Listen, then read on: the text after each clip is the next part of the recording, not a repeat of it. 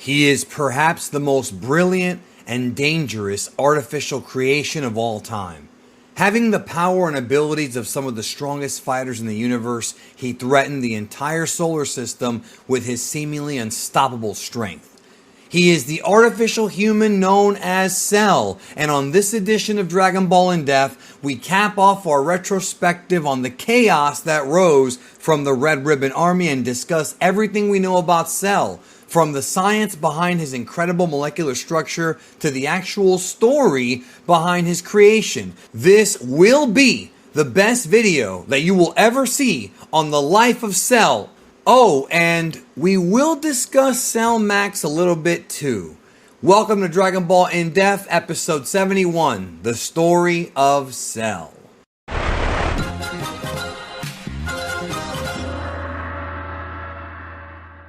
Please be aware that this is the third video of a three-part Dragon Ball in-depth trilogy, which began with the History of the Red Ribbon Army Explained video and was followed up by the Androids Explained video. This is the third video, and thus I highly recommend watching those videos first so you can get a clear understanding of what led to Cell. So make sure you go do that and come back. For those of you who have already seen it, let's discuss Akira Toriyama's concept for the creation of Cell.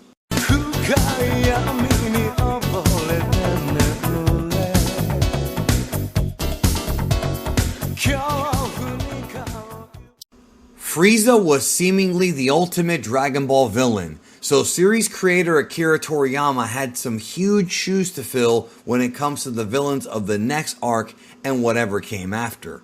This led to a fake rumor that existed for years that states that he was going to end the manga at the Frieza saga.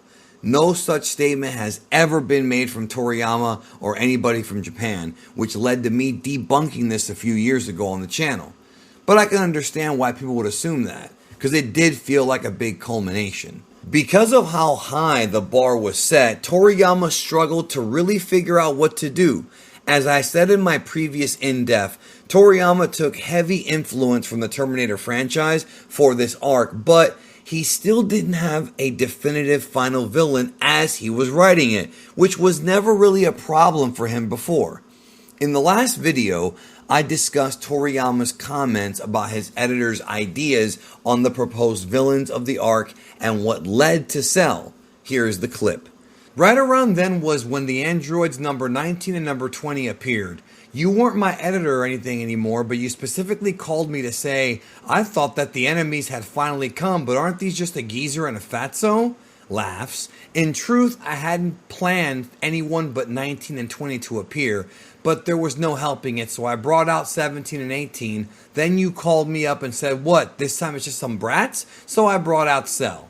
That's Toriyama from Daizenshu 2, 1995. So Cell was created due to pressure from Toriyama's editor Torishima, and it just goes to show that sometimes ideas can come from the strangest places. Torishima literally gave Toriyama his big break in the late 70s, so the respect level between them is off the charts. If we go to Dragon Ball Guidebook Daizenshu 4, we find there are numerous doodles from Toriyama of concept art of how he wanted Cell to look in his various forms. Toriyama has mentioned that drawing Cell was difficult and tedious because of all the spots on his body, but nonetheless it makes him look unique and different from any of his predecessors. Unlike the other androids, Cell starts out as a type of bug creature and has many characteristics of various insects and reptiles. As he grows closer to perfection by absorbing 17 and later 18, he becomes more and more humanoid in appearance and less grotesque. There's a deeper meaning behind this, but I'll get to it later on in this video.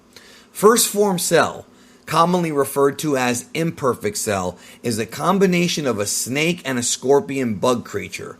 He has a very unique, almost sci-fi alien type of look to him when compared to other villains, and he first was teased during a conversation between Piccolo and Kami, where Kami reveals that he felt a very dark and sinister force on planet Earth. He wasn't sure what it was, but this was foreshadowing for Cell.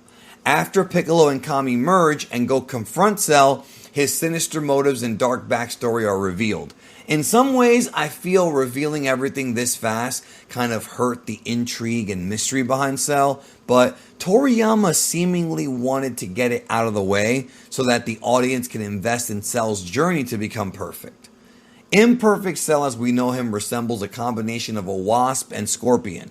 Semi-perfect Cell has a body that is part humanoid, part scorpion. This is Toriyama's personal favorite look for Cell. Meanwhile, the fandom feels the exact opposite about this design. Of course, Toriyama would reuse a version of this design for Cell Max in 2022's Dragon Ball Super Hero. Again, we'll talk about that a bit later. Both of these forms, first and second form Cell, have the long head, which is supposedly a Namekian trait inspired by Piccolo Cell's. Finally, Perfect Cell is like a big cockroach mixed with like Magneto or something. If you want to learn more and get more details on Cell's various transformations, check out the transformation guide on Cell here on Geekdom 101, as it gives you a ton of information and should be viewed as a companion piece to this video. If you really pay attention, the Cell saga was structured in a way to where Toriyama built up both Gohan and Cell simultaneously, although very subtle. Every time Cell got a new power-up, Gohan would also get stronger, as Toriyama was building up the big climax between the two by displaying their simultaneous growth as fighters, while also trying to make it seem like Goku would be the hero to vanquish him. This is a very good subversion, and I love this aspect of the Cell arc. Cell was imagined both in the real world by Toriyama and in universe by Dr. Gero as being the final solution to avenging the Red Ribbon Army's defeat, not only by killing Son Goku, but conquering, if not destroying, the entire planet. Let's go into Cell's backstory in universe and extract new details that you may not have known about and that nobody else has uncovered until now. Come on, challenger, so have a soldier, only one take now and in universe, Cell's backstory was even more fascinating. After Goku took down the Red Ribbon Army, Dr. Gero created numerous artificial humans with a mission to kill Goku once and for all. Cell became Dr. Gero's ultimate creation. You can find out more about Gero's backstory, including the fact that Gero is the right way to pronounce it, not Gero, in the Androids Explained video, which you should have already watched, and hopefully you did. Not only was Cell his ultimate creation, but it was also his final contingency plan and his true legacy. As I delved deeper into it in the last video, Gero created various different android types to experiment on which would be the most dangerous, but Cell was the master plan. 19 and 20 were ultimately too limiting. 16 was a bit too nice and had that calm nature, and 17 and 18 had way too much free will in their spirits because they were humans first, and humans who really didn't like him very much because he kidnapped them against their will and converted them into androids. However, the power of 17 and 18 was something that couldn't be ignored and something more useful than even they realized. Dr. Gero knew this. He knew that the likelihood of 17 and 18 betraying him was higher than with other models. So Cell was created as the final solution, who could not only avenge him by getting 17 and 18, but literally using them in their power to make him perfect, thus allowing him to overcome any opponent, including Goku. Although the concept of Cell was Dr. Gero's, its creation was in fact a two-part project. Dr. Gero's supercomputer hidden beneath his laboratory was really what finished the job, unbeknownst to anybody, including 17 and 18. In the main timeline, Trunks and Kudadin discover the laboratory and destroy the baby Cell, but the one they would be facing as the lead villain of this arc would be from an alternate timeline in the future. In this timeline, Trunks discovered a way to defeat the androids, presumably a device Bulma invented, and was going to go back in time to help the Z Fighters defeat them, but Cell intercepted Trunks, killed him, took the time machine, and went back to 1 year before Mecha Frieza and his father arrived on Earth. Why was the time machine set up to go back an extra year? Nobody knows, but this is how Cell wound up in the present timeline. Toriyama did a great job of teasing Cell for a few chapters without tossing out the full reveal. Kami's words, the bizarre sensing of alternate ki coming from one source, the giant husk that houses the larva form, and so on and so forth. Soon after, the arc shifts its focus on Cell's quest to become perfect, so unlike any arc prior to this one, we literally witness the villain get stronger and stronger as opposed to them already being strong like Frieza or wishing to be young like Piccolo Daimao. Cell is a very different kind of artificial human. Cell's brain tissue, likely composed of both biological and technical parts, is highly advanced. One of the reasons as to why Cell's microprocessor was so advanced was literally from what he was composed of, the cells of Goku, Vegeta, Piccolo, Frieza, King Cold, etc. During many of the previous battles in the series, such as Goku vs. Piccolo and Goku vs. Vegeta, and even future Trunks vs. Frieza, there was a tiny microscopic spy robot that Dr. Gero manufactured for two purposes: to gather data for reconnaissance purposes and secretly grabbing a sample of hair or flesh from the fighters to contribute to the creation of Cell.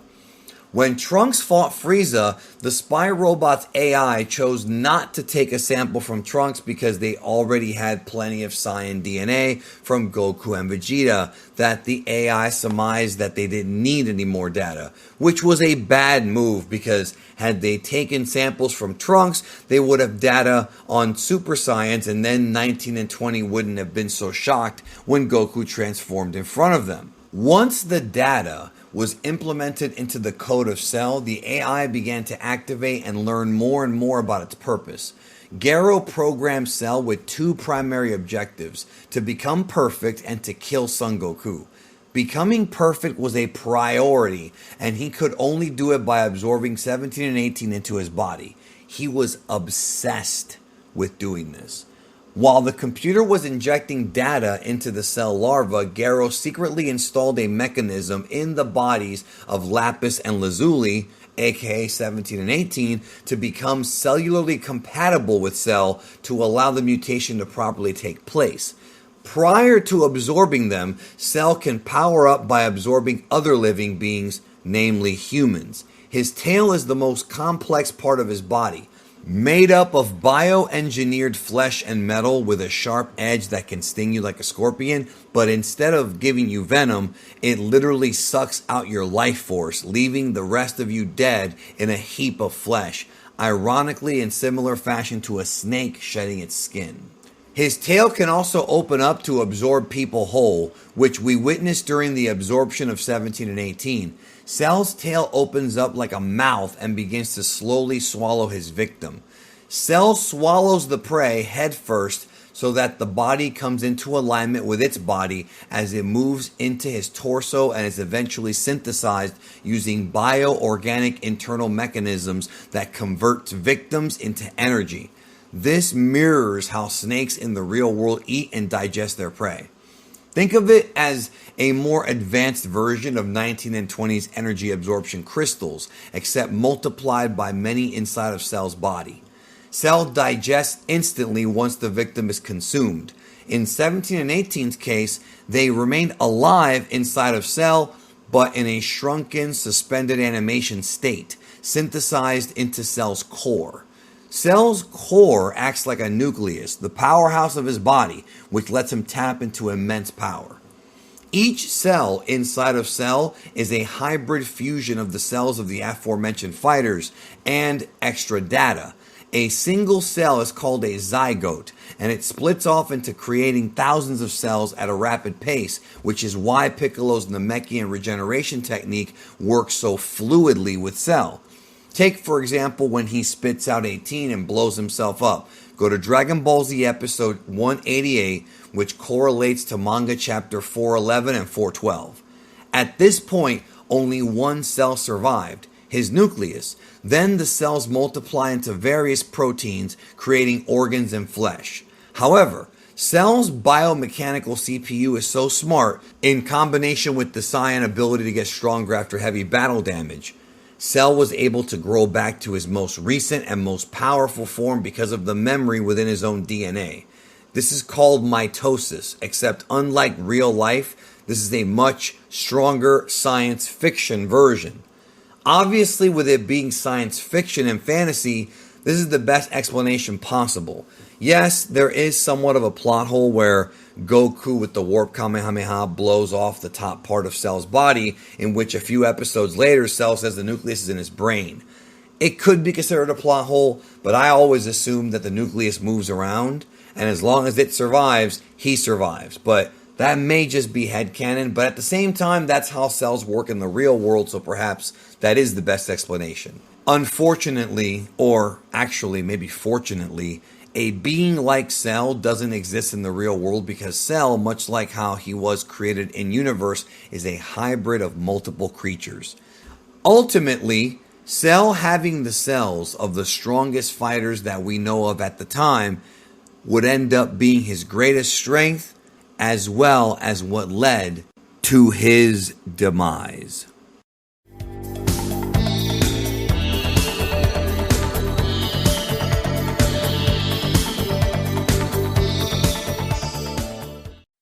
Cell is composed of the cells of Goku, Vegeta, Frieza, King Cold, and Piccolo, and as a result of this compilation of DNA, he has inherited their combat knowledge. And thus, Cell can do all of their techniques from up until that point, and we see him do it.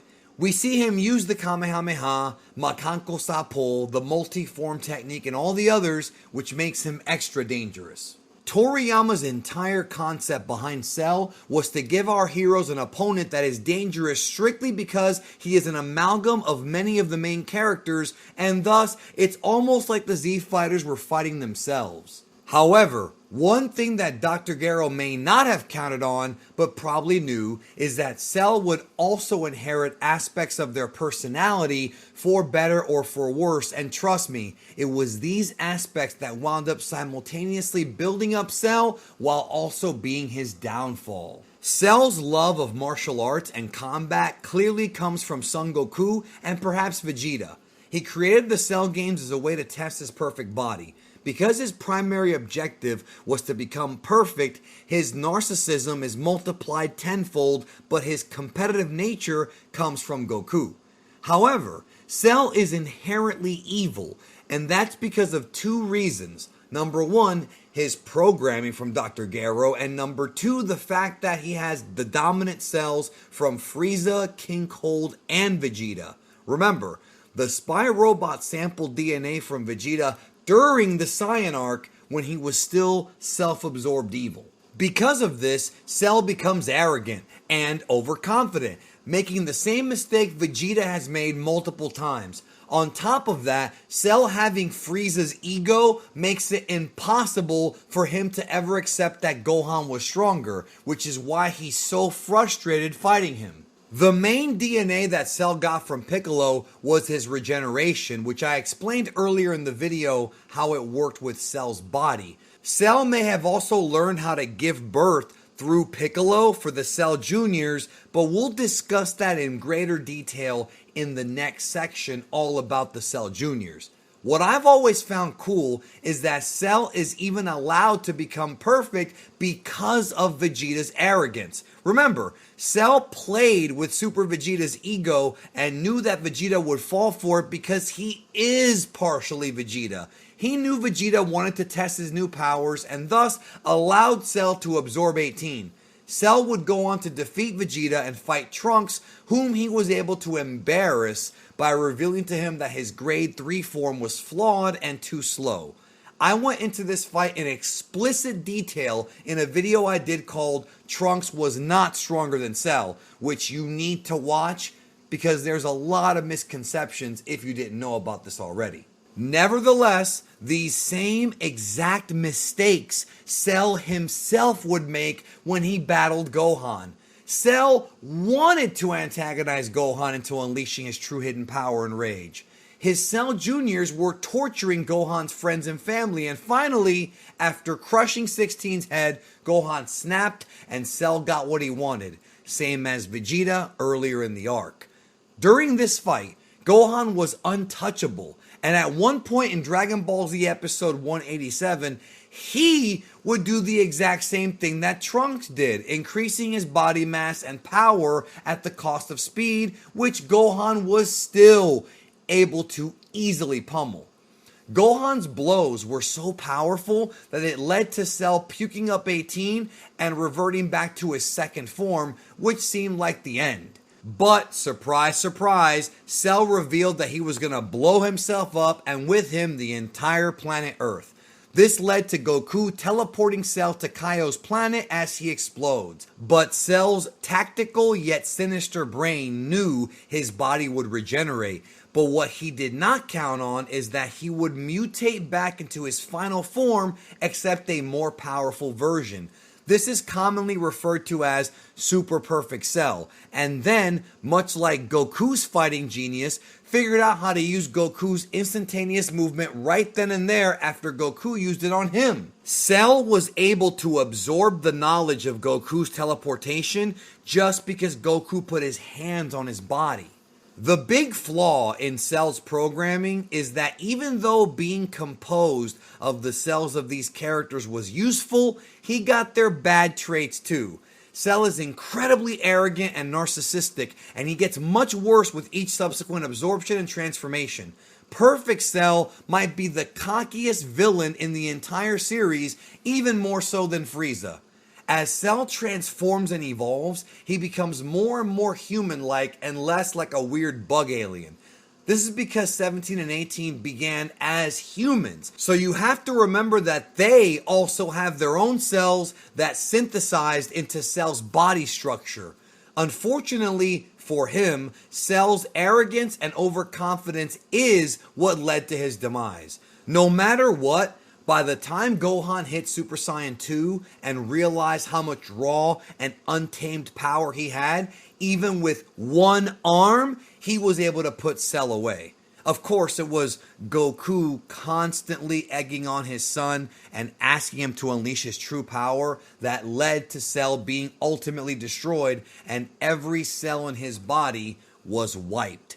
At this point, the torch was passed. Gohan would become the main character of Dragon Ball and, for a little while, carry that torch after saving the world from Cell. Would that really be the end of Cell, though? The answer is yes and no. In the manga, he was not seen again.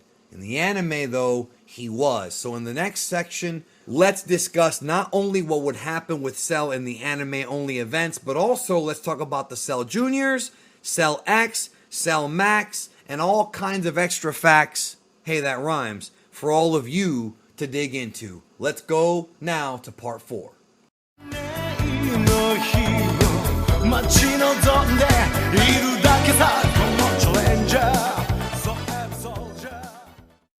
In this final section, we discuss Cell's numerous returns and incarnations.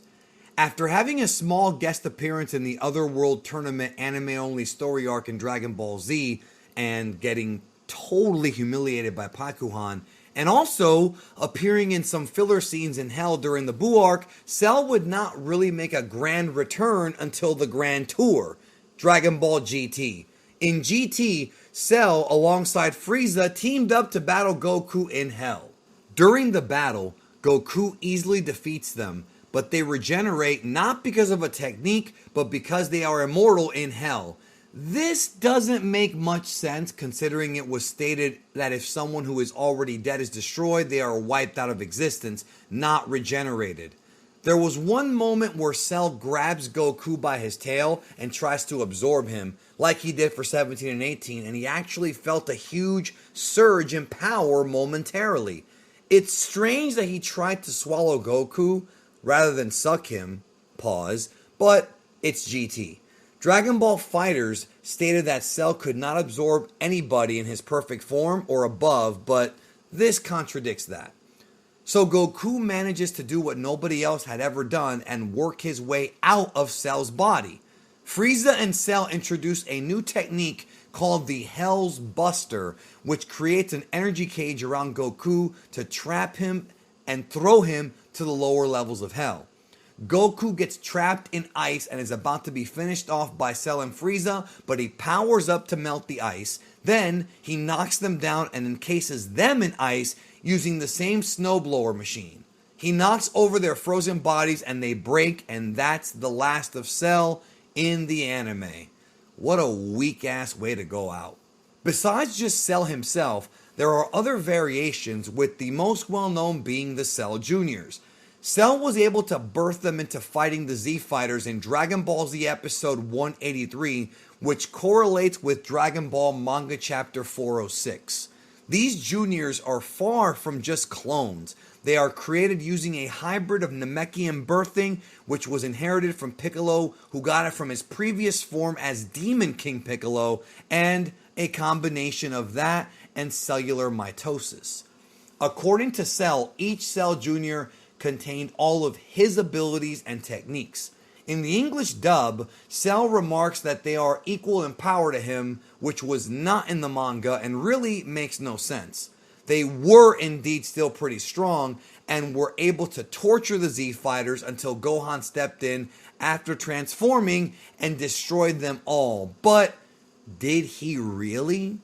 In the Dragon Ball Super manga, Cell Juniors were able to regenerate due to their nucleus existing, and at some point, Park Ranger 17 stepped in and somehow managed to tame and control the Cell Juniors and employ them in the park. 17 forgot to tell Goten and Trunks this detail, which led to a battle between Goten and Trunks versus the Cell Juniors, which ended when they noticed Goten and Trunks were working with 17. I am not a fan of this at all because it doesn't make much sense. Why didn't the Cell Juniors regenerate a lot sooner and attack? How did 17 tame them if they, like Cell, are just evil narcissists? This really creates a lot of unnecessary questions, and I feel like it was done by Toyotaro for the sole purpose of fan service, but creates a logic hole with it. I am not a fan of this, and I wish it never happened. Cell Juniors, though, aren't the only Cell spinoffs. I did a video on the channel in the Dragon Ball Heroes playlist about Cell X a few years ago. Cell X is a boss from the Korean MMORPG known as Dragon Ball Online, created by Towa using the cells of the original Cell. He's a giant spider-like mutation of Cell that needs high levels of energy to survive. The video that I mentioned goes into the history of the character and his greatest foes, including the fusion of Vegeta and Trunks. Man, Dragon Ball Heroes and Online are insane. Without Cell X, though, Cell Max may not exist. Cell Max made his debut in the 2022 movie Dragon Ball Super Superhero as the hidden final boss. Toei chose to leave him out of the promotion because they wanted to keep him a secret until you see the movie, where he is mentioned as Dr. Heto's secret project that Magenta was hyper-focused on. Dr. Heto is an even more brilliant scientist than his grandfather Dr. Garo, and thus was able to make blueprints of the original Cell and create this new model. By the time the events of the movie take place, Cell Max is physically complete, but his brain was not. Cell Max was designed to resemble second form Cell, and that's only because Toriyama's favorite form of Cell was semi-perfect Cell. However, instead of the traditional green colors, Cell Max is mostly red and gigantic, and as the final battle goes on, he gets bigger and bigger, larger than any previous incarnation of Cell, and equal to about Cell X in height, maybe a bit bigger. When it comes to pure power, Cell Max is leagues and leagues above the original Cell. Had Cell Max been completed, even Broly would be unable to defeat him, according to Toriyama. However, due to his early activation, he became an uncontrollable animal, Unlike the original Cell, Cell Max does not have the cells of other fighters and thus does not know any of the inventory of techniques that Cell knows, including regeneration. This puts Cell Max at a huge disadvantage. He was 100% created artificially with a power combat alloy that is almost indestructible. But Dr. Hedo anticipated that he may be released early by Magenta, which is exactly what happened, and thus he created a weak spot in Cell's forehead. But even with the weak spot being there, to actually pierce it with enough power to destroy it takes a very extraordinary individual. Even Gamma 2's amazing sacrifice from space was able to destroy Cell Max's arm, but not Cell Max. Cell Max is a simple rage monster, much like Broly, who projects large amounts of energy in self-defense and to destroy. Cell Max was able to battle and defeat the combined power of numerous Z fighters, a gigantic kaiju-sized orange Piccolo, and both Gamma models. Let's not forget, speaking of kaiju, that Shin Gojira was a huge inspiration behind Cell Max's photon technique that he used in the movie. Ultimately, Cell Max was defeated by Gohan, unlocking his beast form and performing a Makanko Sa while gargantuan Orange Piccolo was holding him by wrapping his stretchy arms around him. Cell Max was not a fan favorite like the original Cell, and kind of a lazy idea, but it made the fight in Dragon Ball Super Superhero different from Dragon Ball Super Broly's final battle of Gogeta versus Broly. He was just a rage monster created for quasi-nostalgia, including the moment where Gohan transforms into Beast, a throwback to his transformation in the Cell games. In many ways, the entire movie is a tribute to the Cell arc as a whole, but obviously the original true Cell was a far more interesting character, as we've uncovered. Cell is one of the coolest ideas Toriyama ever came up with as a villain, and now you have the whole story. Thanks for watching.